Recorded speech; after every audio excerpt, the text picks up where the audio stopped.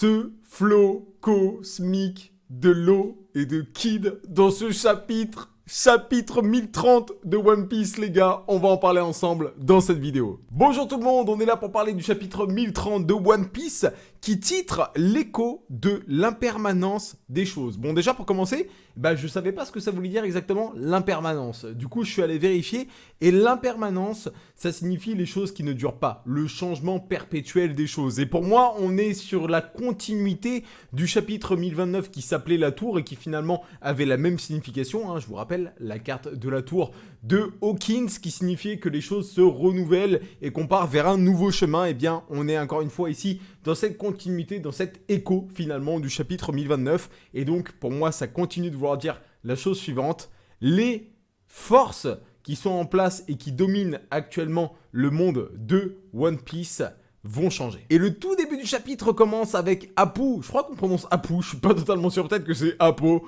vous allez me dire ça dans l'espace commentaire, mais qui essaye de rallier Drake à sa cause en fait. On le voit avec 3 Oni derrière lui et il cherche à rallier Drake à sa cause. En fait, il cherche à tirer profit de la situation qui fait que forcément les empereurs en cours vont être exténués suite à la bataille, les Mugiwara, les samouraïs vont être exténués aussi. Donc lui, il n'est pas débile, il se dit, écoute, pourquoi pas essayer de prendre contrôle un petit peu de la situation et d'essayer de renverser tout le monde. Une fois que tout le monde est KO, on regarde ce qui se passe jusqu'à la fin.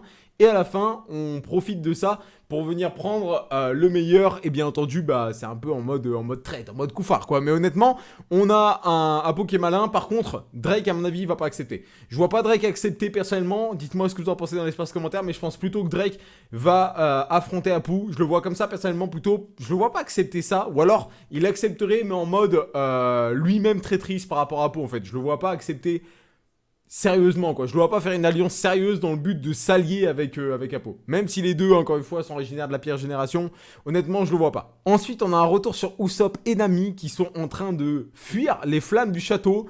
Et alors là, je m'y attendais pas du tout. Usopp et Nami qui sont en train de descendre les escaliers. Et tu vois une paire de jambes. Mais juste une paire de jambes traversée sur une case. Et là, tu fais... Il est vivant. Il est vivant, Kinemon est vivant, les gars, il est pas mort. Tu percutes direct, hein, quand tu vois les jambes comme ça rappelle, c'était Punk Hazard, je crois, si je dis pas bêtise, je m'en rappelle plus. Mais tu fais, Kinemon est encore en vie, donc hyper cool, mais hyper cool dans un sens, mais en même temps, Oda, vraiment, il arrive pas à faire mourir ses personnages, c'est un truc de ouf, hein. Mais Kinemon, du coup, toujours vivant. Le fait que Kinemon soit toujours vivant, ça pourrait impacter énormément la suite de One Piece par contre, hein. Kinemon toujours en vie, du coup est-ce qu'il va rester avec Momonosuke après ou est-ce que ils vont disparaître à la fin de l'arc, on sait pas. Je vous rappelle qu'à partir du chapitre 1031, donc le prochain chapitre, ça sera le climax de cet arc Wano Kuni, donc on approche très vite de la fin. Et du coup, les fourreaux rouges et Kinemon, en tout cas, est encore là. Donc, content de le revoir, en vrai. Donc, Kinemon qui est retrouvé par Usopp et Nami, mais vu qu'il a que ses jambes, il n'entend pas Usopp et Nami. Et Nami, elle est super maligne, parce que si j'ai bien compris, elle va dessiner un croissant de lune. Enfin, elle va dessiner avec sa main sur Kinemon un croissant de lune, et du coup, Kinemon va comprendre que c'est des alliés qui les a retrouvés, et Kinemon va profiter de cette situation pour guider les alliés, et donc Usopp, en l'occurrence, vers Kiku. Kiku qui est aussi en vie. Moi, je pensais que Kiku avait été tué par Kanjuro. Mais en fait, Kiku est toujours en vie. Donc, encore une fois, encore un fourreau, hein, qui est encore en vie. Il meurt pas. Il meurt pas. Alors après, on n'est pas sûr qu'ils vont arriver à temps pour sauver Kiku, visiblement. Mais Kiku est encore en vie. En tout cas, au moment où on se parle. Et du coup, on a Kinemon qui... on voit Kinemon, l'autre partie de son corps, Kinemon, son buste, en fait, tout simplement. On retourne du côté de son buste et on le voit réfléchir en mode, il faut que je me dépêche, il faut que j'emmène ses alliés retrouver Kiku. Et à ce moment-là, il y a Orochi qui passe un coup de fil, en fait, à Kanjuro. Et ce qui va se passer... c'est que Kinemon entend la discussion et il se dit, de toute façon, Kanjuro, il est mort. Parce que c'est lui qui croit l'avoir tué, même d'ailleurs. Il dit, Kanjuro, il est mort, donc Orochi, tu peux toujours gueuler autant que tu veux. Kanjuro, il va pas t'entendre, t'inquiète pas, ça va bien se passer, bien se passer. Et là, devinez qui n'est pas mort? Kanjuro. En fait, personne n'est mort. Personne n'est mort, en fait. Ace, il va revenir aussi dans le chapitre. Vous allez voir, Ace, il va revenir. Prochain chapitre, il y a Ace. non mais vous comprenez ce que je veux dire. Bien sûr que dans le prochain chapitre, il n'y aura pas Ace, mais c'est incroyable quand il pense. Genre, personne n'est mort, en fait. Kanjuro est encore en vie. Et Kanjuro, justement, est encore en vie. Il va avoir un gros rôle à jouer, en plus de ça. Puisque du coup, il va répondre à l'appel de Orochi. Et Orochi lui demande de déployer la haine du clan Kurozumi emmagasinés depuis des années et des années dans une ultime attaque. Une ultime danse, comme il dit. Et en fait, ce qui va se passer, c'est que Kanjuro va dessiner un espèce de spectre énorme, un spectre en fait qui représente la haine tout simplement qu'ils ont accumulée en eux depuis tout ce temps, et cette haine qui va venir s'abattre sur le château de Onigashima. Donc on a un spectre en fait qui est enflammé littéralement, qui traverse les murs et tout, et qui du coup propage encore plus le feu sur son passage, et forcément en gros le spectre il brûle tout ce qui touche, hein. C'est comme ça que je l'ai compris personnellement. Donc l'attaque ultime de Kanjuro qui représentera sa dernière attaque, hein, comme il le dit lui-même, là l'acte final de sa pièce, vous savez il est en mode pièce de théâtre là, donc l'acte final de son œuvre en fait tout simplement, avec ce spectre du coup qui vient rajouter une problématique supplémentaire, et le château qui s'enflamme, mais du coup d'absolument toutes parts. Pendant que ce spectre est en train de se propager avec l'incendie du coup dans le château de Onigashima, retour mais très rapide, une case sur Momonosuke, et on voit Momonosuke en fait qui est en train de faire plein de petits nuages pour essayer de ralentir la chute de Onigashima vers la capitale des fleurs. Et en fait ce qui se passe c'est que Momonosuke il le dit bon tant pis, je vais faire plein de petits nuages vu que de toute façon j'arrive pas à faire un gros nuage, donc je fais comme je peux pour essayer de ralentir au maximum. On voit que Momonosuke n'est pas oublié, à mon avis on reviendra sur lui très certainement au chapitre d'après, puisque après on va directement passer, on reste pas du tout sur Momonosuke, on va directement revenir sur la bataille qui fait rage. On voit que Queen est en train d'affronter Sanji, Zoro est en train d'affronter King, Luffy est en train d'affronter Kaido, et on voit quelqu'un parler.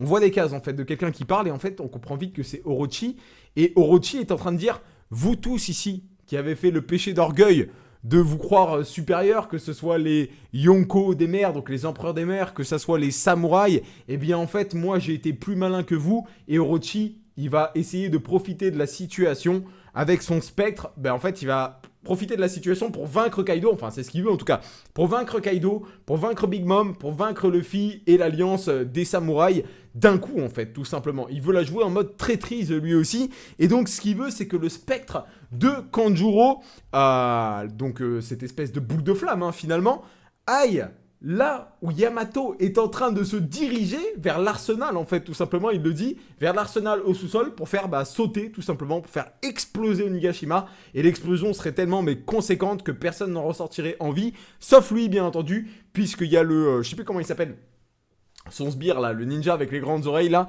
qui est là pour réussir à porter l'évadation.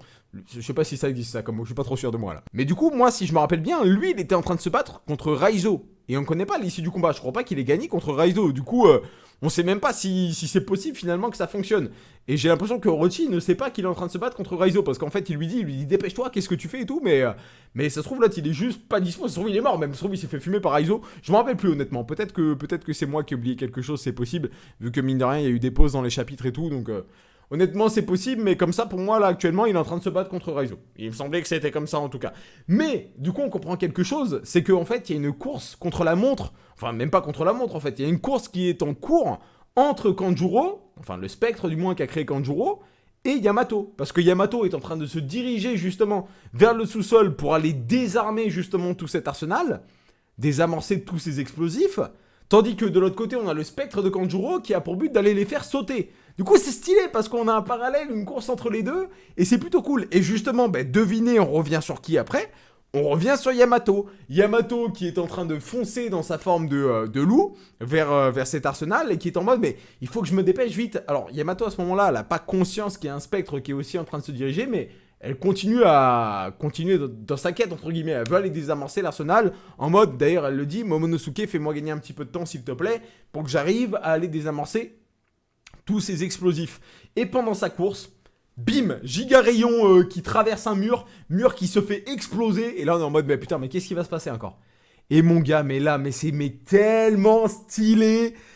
Kid, Eustace Kid qui se retrouve propulsé, Big Mom qui envoie une attaque de fou qui charge sur Eustace Kid, et c'est trop classe ce qui se passe après et qui représente la fin du chapitre. J'ai trop kiffé, bordel, j'ai trop kiffé. Pendant la chute de Kid, on a un flashback de Kid qui est en train de parler avec Law, mais en fait c'est le flashback du chapitre précédent tout simplement, où on les voyait se tenir debout face à Big Mom. En fait on a la discussion qu'ils ont eue à ce moment-là. Kid demande à Law s'il a réussi à éveiller son fruit du démon, à éveiller son pouvoir. Et Law va lui répondre que oui, il a réussi à l'éveiller, mais que s'il utilise la technique, ça va lui consommer tellement d'énergie que c'est son va-tout, quoi. Il n'y aura pas d'attaque supplémentaire après ça, ça sera la dernière attaque.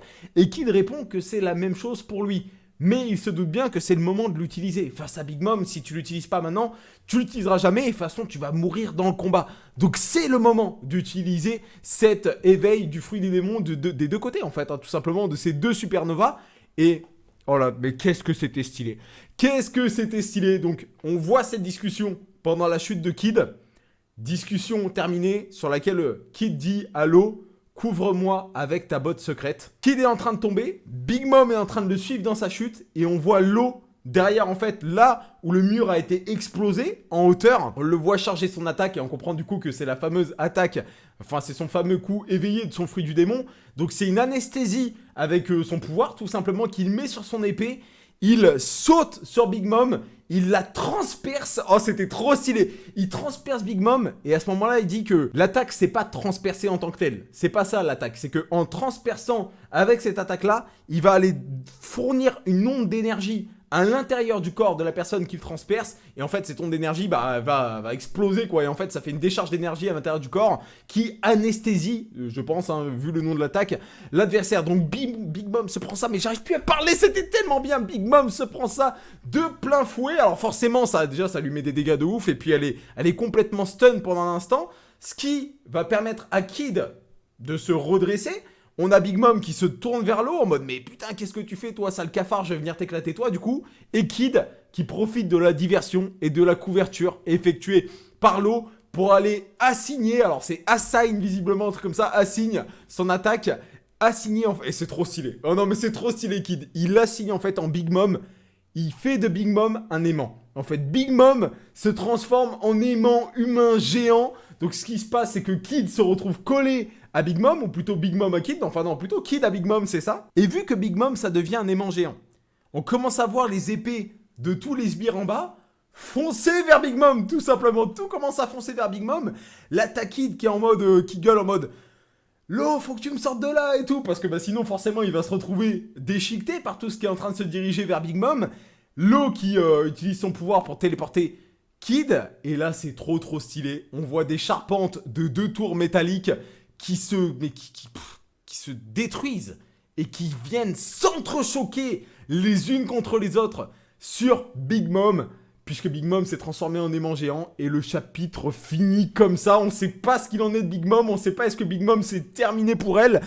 J'espère que c'est terminé pour elle, mais en même temps, pour moi, il y a quelque chose qui pourrait faire que ça soit pas le cas, et tout simplement, c'est ses compagnons. C'est possible que Prométhée et Hera se soient interposés, et que ce soit eux qui aient pris les dégâts, et que peut-être qu'ils soient complètement KO pour la suite du combat, du coup c'est possible, mais c'est pas dit que ce soit Big Mom qui ait pris les coups directement. Mais quel chapitre de dingue! C'était trop stylé, honnêtement. Law et Kid, c'était trop stylé. Mais du coup, par contre, on a eu l'éveil de Law et l'éveil de Kid. À mon avis, on va avoir l'éveil de Luffy. Hein. Ah, je sais pas ce que vous en pensez, mais je me demande si on va pas avoir l'éveil de Luffy, honnêtement aussi, hein, pour vaincre Kaido, du coup. C'est une possibilité. Bon, le chapitre, il était trop bien, hein. Le chapitre, il était trop bien. On en apprend un peu plus sur ça. Ah oui, il y a aussi, on revoit le CP0 vite fait avec Brook qui essaye de s'enfuir, etc. Mais pour l'instant, ils sont pas passés à l'action encore. Mais voilà, il y a beaucoup de choses. Il se passe énormément de choses dans ce chapitre. On voit qu'il y a des nouvelles alliances qui sont en train d'essayer, des trahisons d'ailleurs, qui sont en train d'essayer d'être mises en place, notamment de la part de Orochi. Cette course contre la montre entre Yamato et Kanjuro, Kinemon qui n'est pas mort, Kiku qui n'est peut-être pas mort aussi. Franchement, c'est super cool. Je sais pas ce que vous avez pensé du chapitre.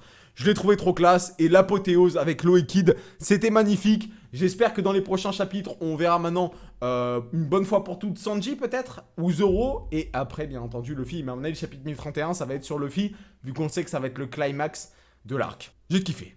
J'ai kiffé ma race, j'ai surkiffé ma race. Vive One Piece, vive ce chapitre 1030. Parfait, rien à dire, et je tiendrai même à dire que sur Glénat Manga, et sur Manga Plus, hein, le chapitre est disponible gratuitement, je comprends beaucoup mieux les dessins. Parce que la qualité est meilleure tout simplement, donc ça me fait extrêmement plaisir. Sur ce les gars, je vous dis à très vite pour une nouvelle vidéo review. Portez-vous bien, c'était peut-être un petit peu décousu, je suis désolé, mais c'est fait dans la hype, et franchement j'ai surkiffé. Portez bien les gars, bye tout le monde, ciao ciao.